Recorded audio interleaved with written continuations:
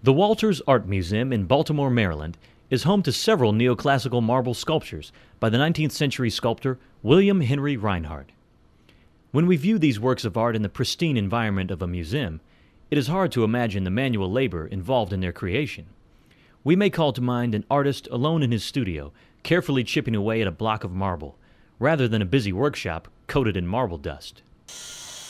But most marble sculptures were carved in industrial workshops, where teams of trained carvers transformed rough blocks of stone into elegant works in marble. The art of carving marble dates back centuries, and Carrara, Italy, with its magnificent marble quarries on the nearby mountains, has long been at the center of this artistic industry. During the 18th and 19th centuries, when neoclassical marble sculptures were popular amongst art collectors, Italy was home to a number of marble sculpture studios, including the Studio Niccoli, founded in the 1830s and still run by the same family today. The tradition of the master artist who develops a concept that is carried out by studio assistants was the predominant model for studio production during the 19th century. Reinhardt's account book lists payments to about 20 workmen during the years he maintained his Roman studio from 1858 to 1874.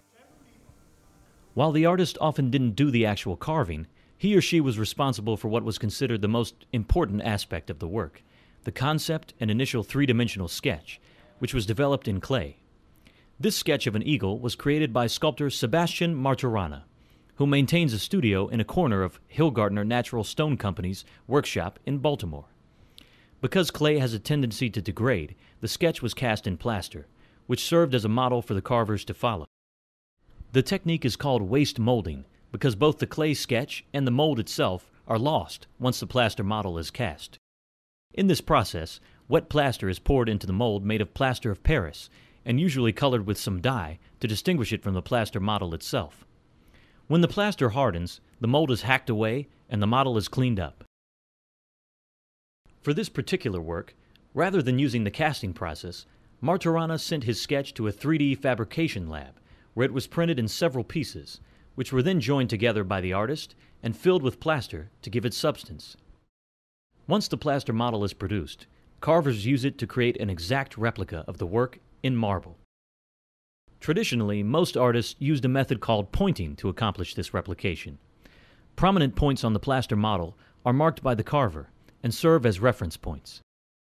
These points provide a guide for the pointing apparatus, an instrument that is essentially a slide rule that operates in 3 dimensions. The sculptor is able to adjust the pin on the pointing apparatus to any position in order to measure the distance from the pointing rod and the point on the model. The measurement of length on the pin is set. With the apparatus in the same position, the sculptor attaches it onto the marble block, and the artist begins to drill at the exact corresponding point. Using the pin as a guide, the sculptor drills only as far as the pin indicates. By this means, the artist is able to find points in space within the block of stone.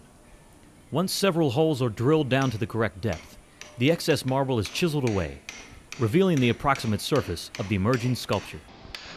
When the artist needs to remove large areas of stone, he uses a wide hand chisel or a pitching tool. In delicate areas, a smaller chisel is used.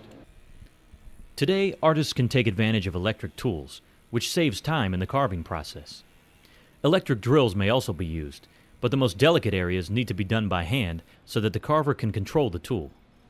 Here Martorana is drilling into the eagle's brow, with the chisel being rotated by a device called a violin because of its resemblance to a violin bow. This process is slow, but it is necessary in areas where less impact and more control is desired. These carefully drilled holes give the brow area a greater sense of texture and depth. Because of modern technology like electric drills and chisels, Martorana is able to carve his artworks himself without the aid of a team of carvers. But in the 19th century, artists necessarily relied on a team of carvers, each of whom had a particular specialty, like plaster casting or drapery or lace. There was even a carver who specialized in carving Reinhardt's signature on the base of the sculptures produced in his studio. Collaboration and manual labor in the stone carver's studio may call into question who the actual artist is.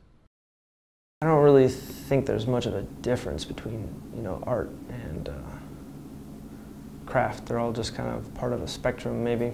I mean, I'm definitely a craftsman, but I'm also definitely an artist, and I'm definitely a sculptor, and I'm definitely a painter. and I'm definitely an illustrator. It just kind of, they're all words for the same thing, really, and they all kind of just exist around this, you know, amorphous, intangible, you know, impossible to define thing we call art.